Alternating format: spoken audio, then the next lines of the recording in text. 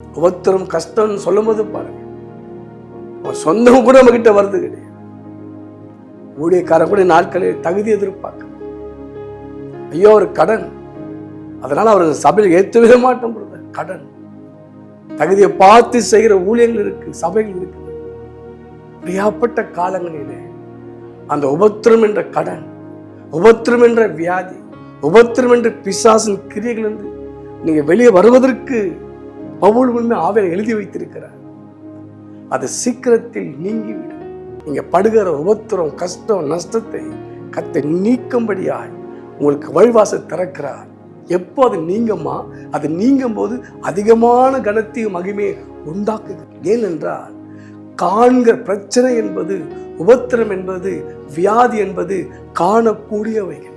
சுகம், சந்தோஷம், மகிழ்ச்சி, ஆசீர்வாதம், ஐஸ்வர்யம், மேன்மை, மகிமை, உயர்வு காணக்கூடாதவைகள். நாம் படுகிற இந்த லேசான உபத்திரத்தை நீங்க வேண்டும். அந்த உபத்திரம் நீங்கும் போதுதான் நமக்கு அதிகமான கனத்தையும் மகிமையை கொண்டு வருகிறது. மகிமை, நிறைவு, கனம், மதிப்பு,